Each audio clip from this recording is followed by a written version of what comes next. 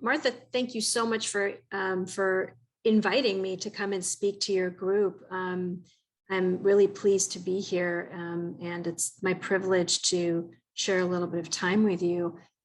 So as Martha said, I'm ARPI Minassian. I'm a psychologist, and I'm on the faculty at the UC San Diego Department of Psychiatry, where I oversee and work on some of the floors where we take care of medically ill patients. I'm happy to talk to you today about taking care of your emotional health in peri-pandemic times. And the reason I made that up, actually, that peri-pandemic, but it makes sense, right? When we think of that word STEM, peri. Pre is before, right? Post is after, and peri is during, perinatal, right? And I think it is fair to say that we remain in the sort of during phase of a pandemic, and it's ongoing. And so that's kind of why I made up that term.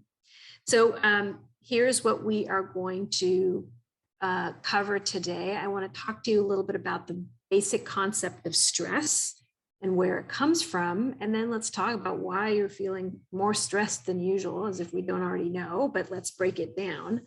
And then I'm going to spend quite a bit of time talking to you about tips for coping with pandemic-related stress. And then hopefully we can have some time for questions and discussion. And yeah, I'm unable to see the chat since I'm in full screen mode, but certainly put your questions in the chat, and we can definitely talk about them. Okay, so let's just start out with defining terms here. What do I mean by stress? We all know what it is when we feel it, but it's a very broad term that I use as to talk about a feeling of mental tension or anxiety. Now, stress is a normal reaction to life events, and temporary stress is not a bad thing. We need sometimes a little bit of stress to sort of light a fire under us, right? Like a deadline at work or something like that needs to get done.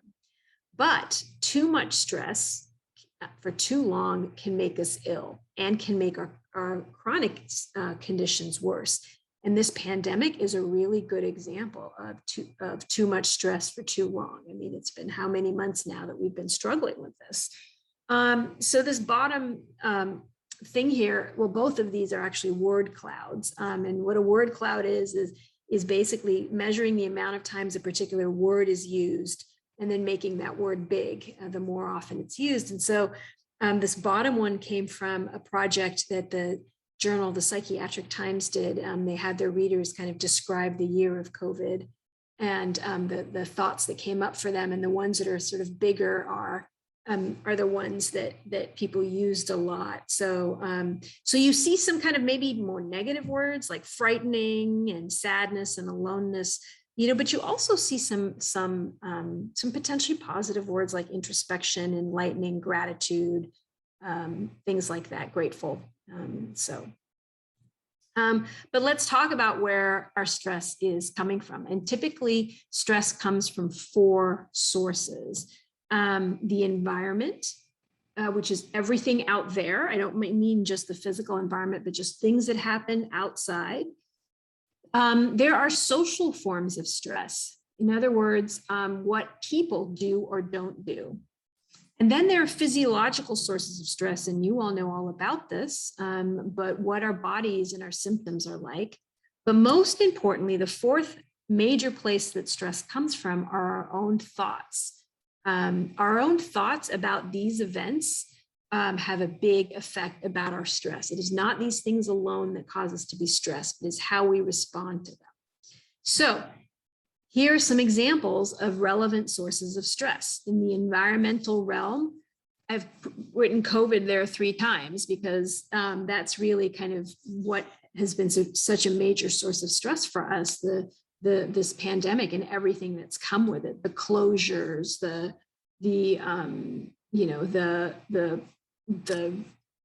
laws, all of that kind of thing. And then politics and news. There are other sources of stress besides COVID that may or may not be related to COVID that we all are having to cope with and struggle with. The things that we see on the news sometimes, some of the political fights that our leaders sort of get into and all of that can be very distressing to see. Sometimes weather can be stressful, especially for people that have chronic medical conditions or chronic health conditions, and sometimes weather changes can affect the symptoms and lead to stress. And then I always put traffic up here because when I think about things out there that are stressful, traffic is just kind of one of them. Social examples of stress, and these are just a few snapshots, but so what people do or don't do and respond to you. So potentially examples of that might include loved ones who don't understand your dystonia condition, or who just, kind of don't really get it or understand it. Potentially people disregarding COVID precautions, and that might be stressful. The other thing that can also be stressful for some people is the sense that people or the government or whatever are being too restrictive around COVID or too restrictive around requiring vaccines. We hear a lot of this going on right now, and that can definitely be a source of stress. Physiological sources of stress include the physical things that happen to our bodies. So that would include your dystonia symptoms, fatigue, pain, and lots of other things.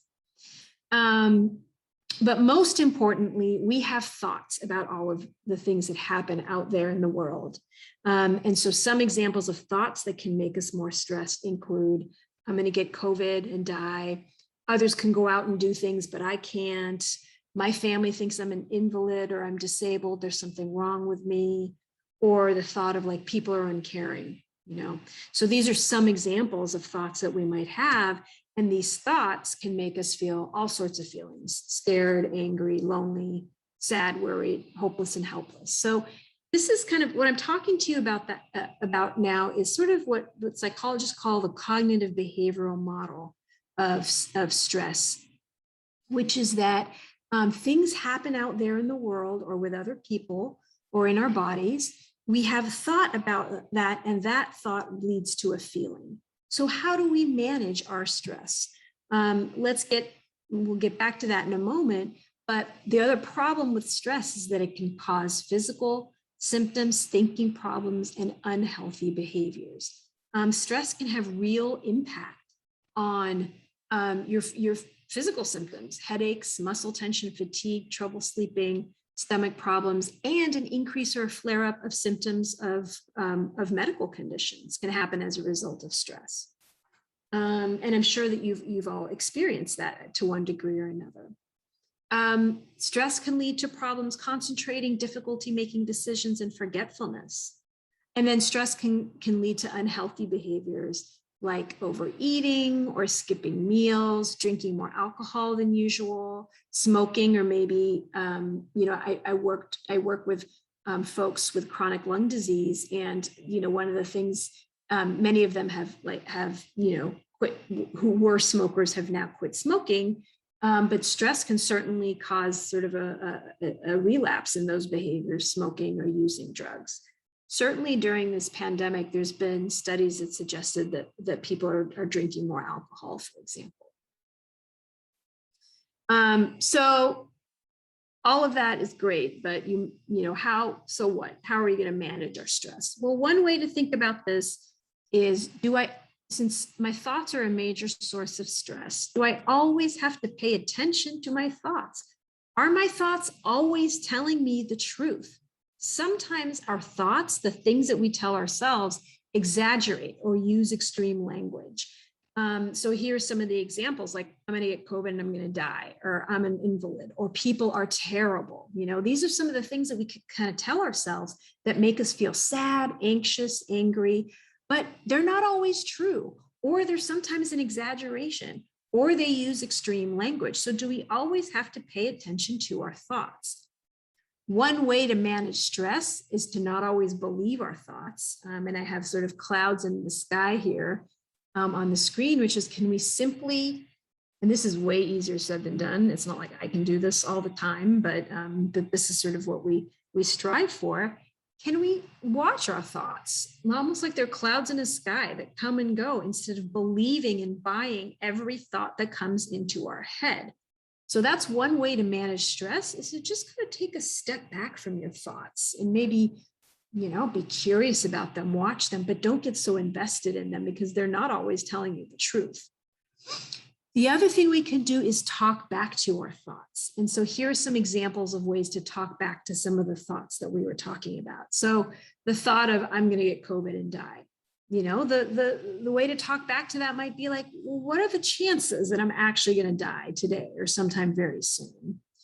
Or if you have a thought where you're feeling bad about yourself, or you're feeling really down about yourself for one reason or another, you might say to yourself, what would my best friend say to me in this situation? What would somebody who loves me say in this situation to cheer me up?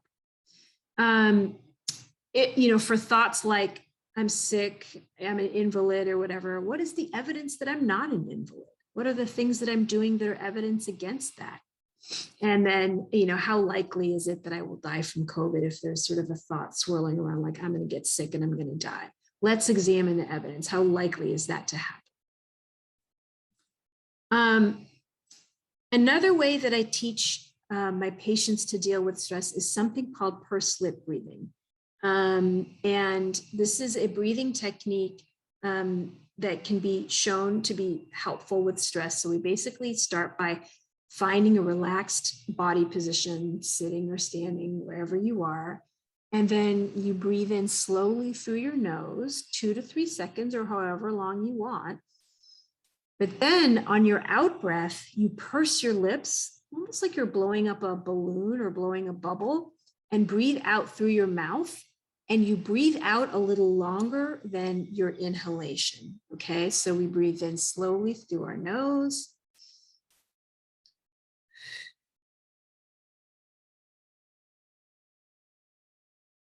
Now, what does that do? The pursed lips, breathing out through those pursed lips, slows down your exhalation. It slows down your out breath. Why is that important? Because when our exhalation slows down, that turns on our body's stress response system. It's called the parasympathetic nervous system. And slowing down your exhalation will kind of kick that system into gear. So, next time you're feeling stressed out, I want you to try a little bit of pursed lip breathing and sort of notice how your body feels and notice how your muscles feel. Okay. And again, the idea is have that out breath, that exhalation be a little longer than your inhalation, and see what happens.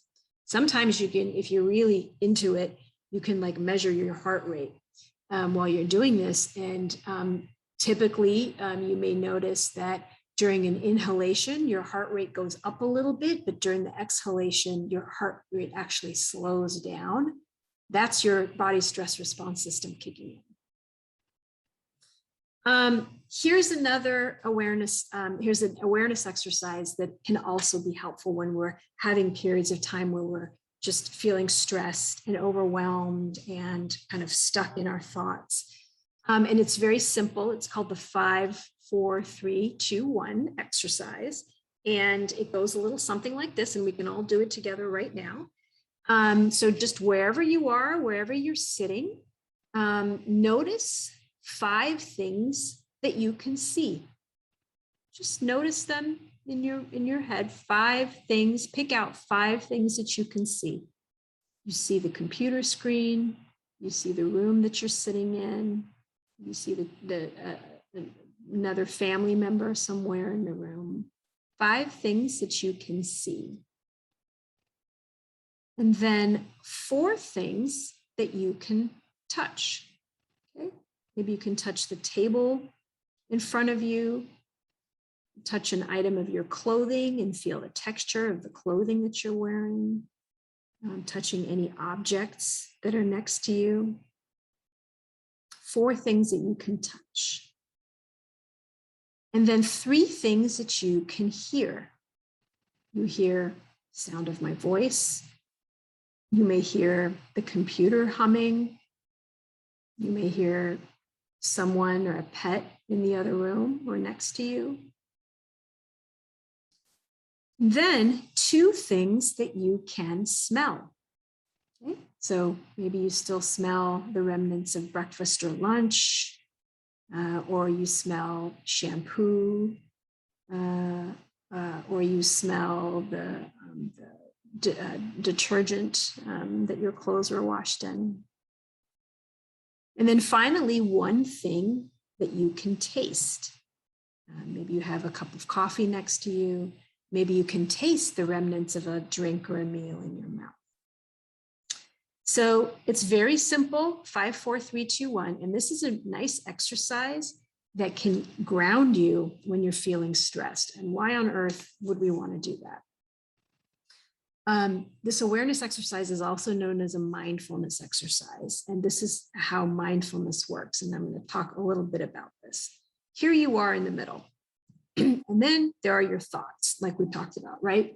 Your thoughts, your worries, and your sadnesses, all the things that swirl around in our heads all day, right?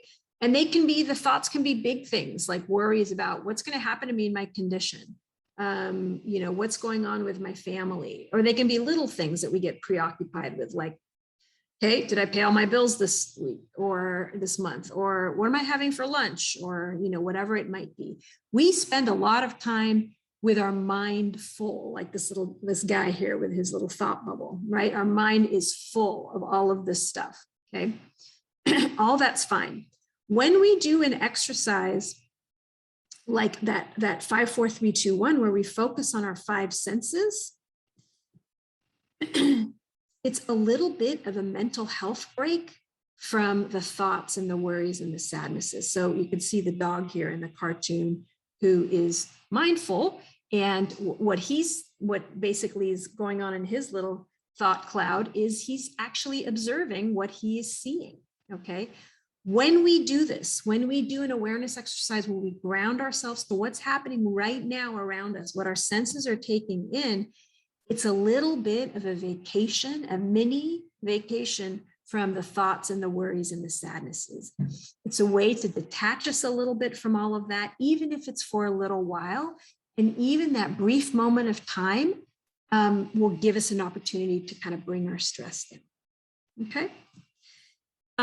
If you are interested in mindfulness and learning more about just kind of what I just talked about, there are lots and lots of resources online that talk about mindfulness and how to do it. The resource that I know pretty well is the UCSD Center for Mindfulness. And so you could just, if you felt like Googling UCSD Center for Mindfulness, this will come up. They have videos that you can watch. They have resources. They have, again, like videos and audio that will actually talk you through a mindfulness exercise if you'd like. And mindfulness has been shown to be a very powerful way to manage stress.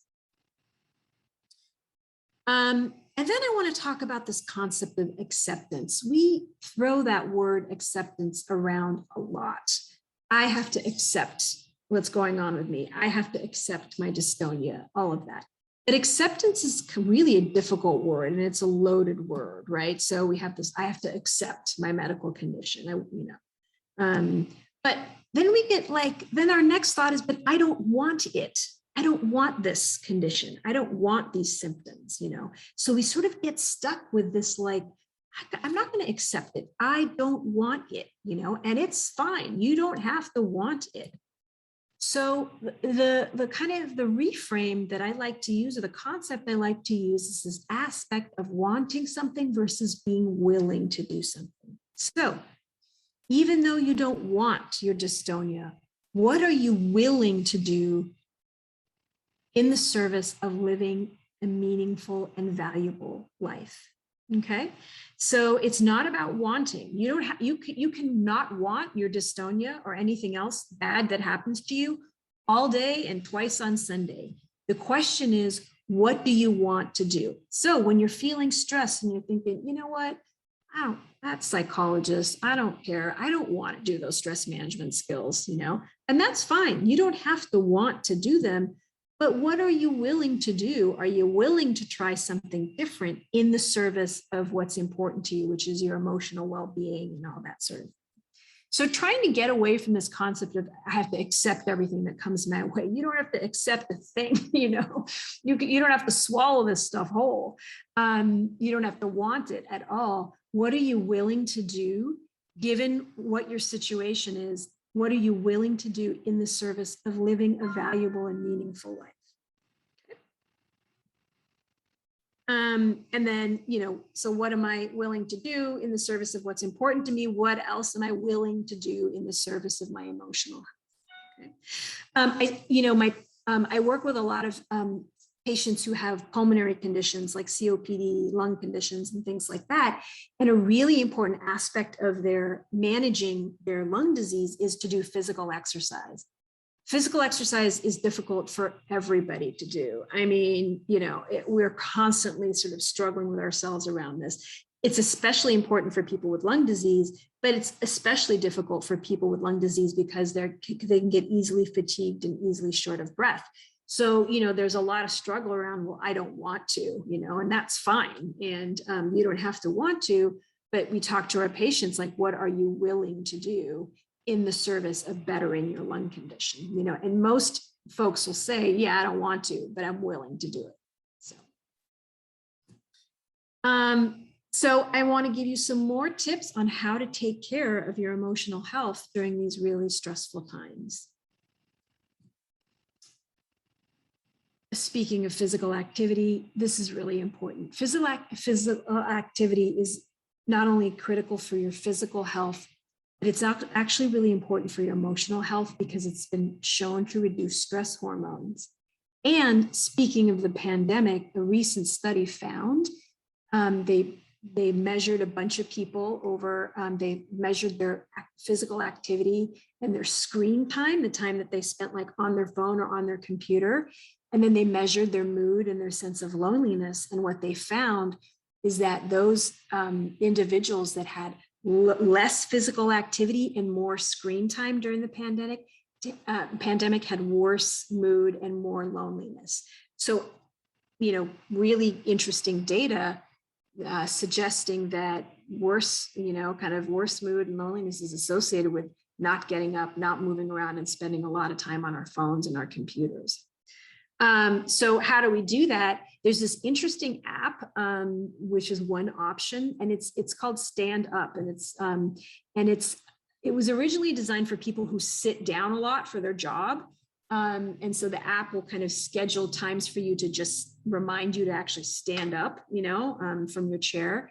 But you can use it, you know, even if you're not at work. And I think it's really nice because, again, we sit down a lot. We're sitting down, we're watching TV, I'm guilty of this. I mean, when I come home from work, I park myself on the couch and I do not move. It'd be good for me to stand up once in a while, you know, so make, you know, if you find yourself, you know, kind of sitting a lot, can you at least schedule some time to stand up? Even better, can you take a walk? Okay. Even if it's a short walk. Even better than that, can you take a walk outside? Why?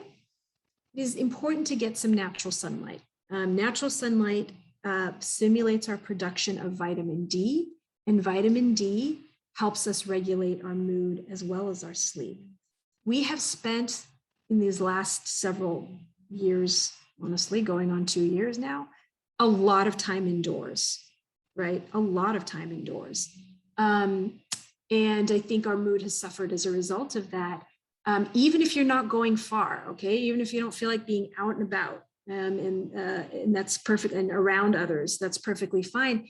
Can you spend a little bit of time outside, in your front yard, in your backyard, on your front stoop, on the porch, getting a little bit of natural sunlight every day? Also, planning your day.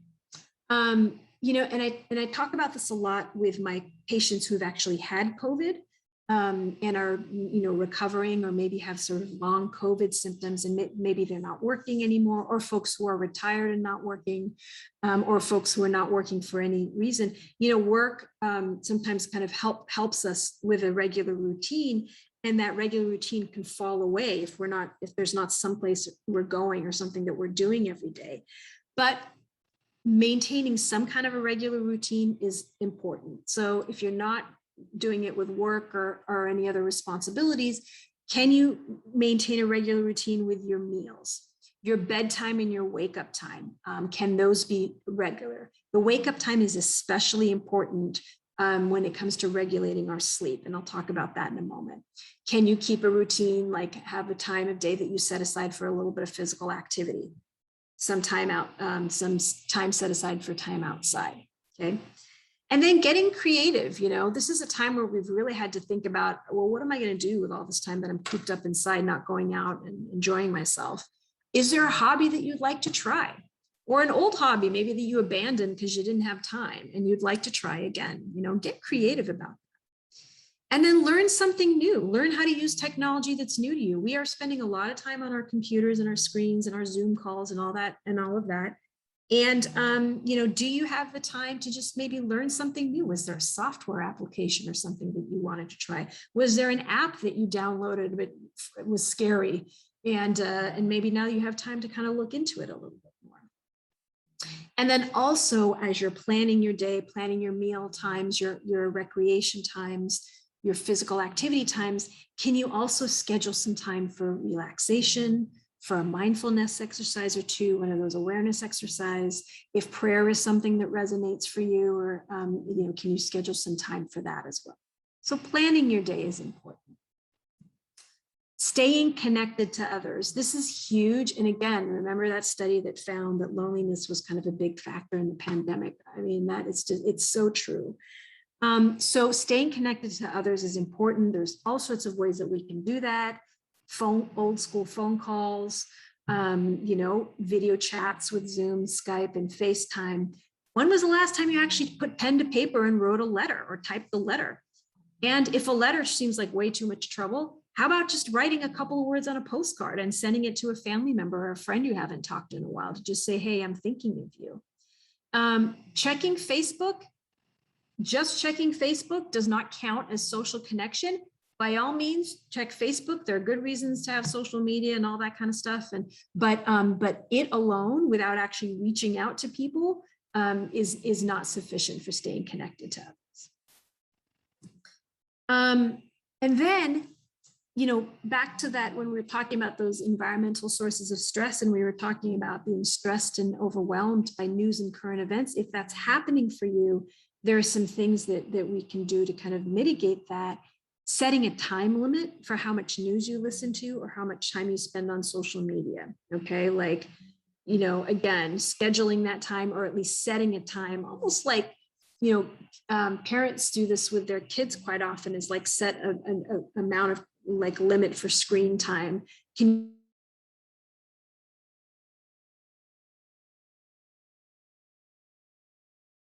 Like your digestion of the news, if it's bothers. Again, the problem with social media over and over again, I think we're finding, is that they have these very clever algorithms that kind of take us down a bit of a rabbit hole in terms of showing us the things that maybe, we want to see, or we think we want to see, or whatever. And then, but we're not sure whether or not we can trust the news source, and then it's upsetting and so on and so forth. So take a step back once in a while, make sure you're getting news from trusted sources. It is okay to want to stay informed. I am not telling you don't look at the news, don't look at social media. And I'm certainly not taking any kind of political stance here at all. It's okay to want to be informed. It's okay to get news, but balance it out. I want to talk about trouble sleeping, because one of the quickest ways that stress manifests is with trouble sleeping. Sleep just feels really delicate.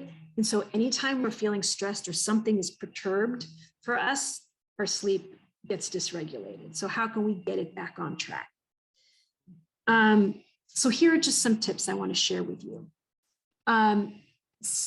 If you're finding yourself waking up a lot at night feeling hungry, eating a light bedtime snack prevents your blood sugar from dropping and helps you maintain some sleep. Sleeping in a quiet, dark, cool bedroom. This is key. This may seem obvious, but look around your bedroom. How many things in there are stimulating and light emitting? Our phones, we have our phones next to us, at all times, but can you put your phone kind of not near your bed when you're sleeping at night, because your phone emits light, and light tells our body that it's time to wake up. The bedroom, your bed should be warm, but your bedroom should be a little bit cool. That will help you actually get to sleep, and a good mattress is important, really important to invest in. Avoid trying to sleep, because that will definitely help you with anxiety and worry about, I can't sleep. And then napping. Now, napping is good for us. Short naps are good for us. Having said that, if you are having trouble sleeping at night, it is best to limit or avoid your napping. If you can't avoid napping entirely, then don't nap in the afternoon. Why do I say this? If you limit or avoid your napping, you will increase your nighttime sleepiness. Okay, so like I said, napping, if you can do it and sleep fine at night, have at it. It's great. Limit your naps. Don't make them very long. But if you're having trouble sleeping at night, the first thing I would recommend you do is cut out your naps. Reducing time in bed. If you're tossing and turning in bed and can't go to sleep, and listen, we've all been there, and we're tossing and turning, we're thinking, if I just lay here for one more minute, maybe I'll finally go off to sleep. The advice is very simple, but very hard to do. Get up and get out of the room. Get out of bed, go to the other room, and do something, preferably something a little bit boring, until you feel sleepy, and go back to bed and see if you can sleep again, okay? Really easy to advise, very difficult to do. Why am I asking you to do this? Because if you toss and turn in bed, you are associating your bed with not being able to sleep. Getting out of bed is one way to start to break that association. When you get out of bed and leave the room, don't do anything that's going to emit a lot of light into your brain. Watching TV, probably not such a good idea, right? Your eye sees the light, your brain processes that, oh, it's morning, it's time to wake up, okay? So, go read War and Peace or something until you start to feel sleepy, and then go back to bed and see if you can go to sleep, okay? Keep a regular sleep schedule, especially your wake up time, okay? Even if you can't go to bed at the same time every night, can you at least try to get up at around the same time every morning? That really, the consistent wake up time really stabilizes your body's rhythms. So that's important to do. Eliminate the bedroom clock. If you're somebody like me that still has like a clock by your bed, and you have insomnia, you've certainly had the experience of waking up and looking at the clock. Okay, it's 2:30 in the morning. You toss and turn a little bit more and look at the clock. Oh, it's 3 o'clock. Did I go to sleep? Did I not go to sleep? This is a lot of thinking, a lot of cognitive activity that's going to keep you awake. Don't watch the clock. The clock also emits light. So turn the clock around. If you're using your phone as a clock, yet another reason to keep the phone someplace far away where you can't check it, okay?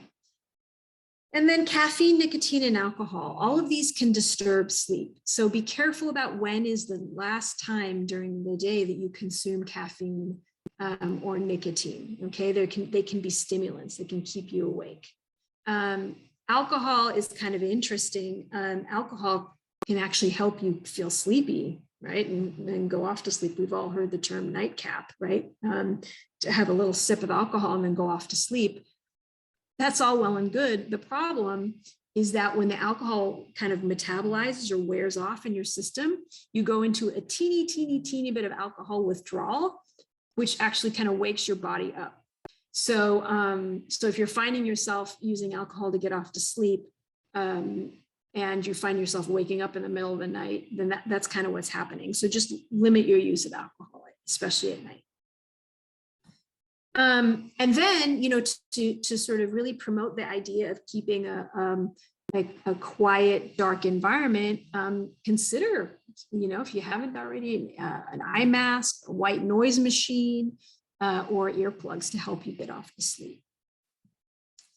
And then sort of leaving sleep aside for a moment, I think, these are difficult times. We're hard on ourselves, and sometimes it's also hard to kind of just see the light at the end of the tunnel or to see anything getting better. And so to balance that sense, the other thing that I recommend is sort of keeping a gratitude and compassion journal where at the end of the day, you write down, or you can type it, or you can even audio record it, at least one hooray. Basically, I call it a hooray, a pat on the back for yourself. Like, did you do a healthy behavior that day? Maybe you exercised that day. Maybe you didn't do an unhealthy behavior that day, right? Maybe you refrained from overeating or whatever it might have been.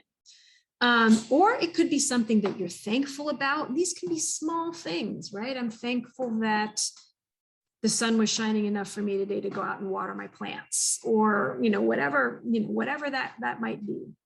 Or a moment of kindness and compassion that you noticed in someone else. It's been a difficult time. And again, like with the news and everything, we see a lot of like ugliness, and then sometimes we feel like we ourselves are misunderstood and our condition is misunderstood. Can you notice maybe something different than that, and a moment of kindness or compassion that you notice in somebody else? And also notice that, it's difficult times, but some people are actually kinder during times of crisis. And maybe some of that kindness has flown your way as well. And then finally, though, with all of this being said, it is important to know when to get help when you have symptoms that should be managed by a mental health professional. So feeling depressed or down most of the day, almost every day for weeks at a time, is a sign that depression needs like professional intervention. And talking to a mental health professional about that would be really important to do. We all get anxious and worried, absolutely. But if you find yourself anxious and worried and keyed up and on edge all the time, again, most of the day, nearly every day, it's definitely time to talk to your doctor about that. Anytime you have thoughts about hurting yourself, that's an emergency, and that is something that you need to see a doctor about right away. If you notice an increase in unhealthy behaviors, like drinking alcohol, using drugs, or maybe using a little too much of prescription medications, pay attention to that. That's also a sign that you might need some extra help. And as I said, if you have thoughts about hurting yourself, you go to the emergency room. So I want to summarize this talk by saying that stress, is always a part of our lives, but the last 2 years have been an exceptionally difficult time, and for everybody, but particularly with people, that were already kind of struggling with a chronic condition. The good news, though, is that you can learn to recognize where your stress comes from, and there are many things that we cannot control, like what people do and don't do, and the environment and all of that. But what we can manage is our own thoughts and our own reactions to what's happening around us. And there are many things that we can do to manage our stress and continue to live a meaningful and valued life. And we'll end with the question I posed earlier, which is like, what are you willing to do to try these things in the service of your health and well-being? And with that, I want to thank you and open it up for questions.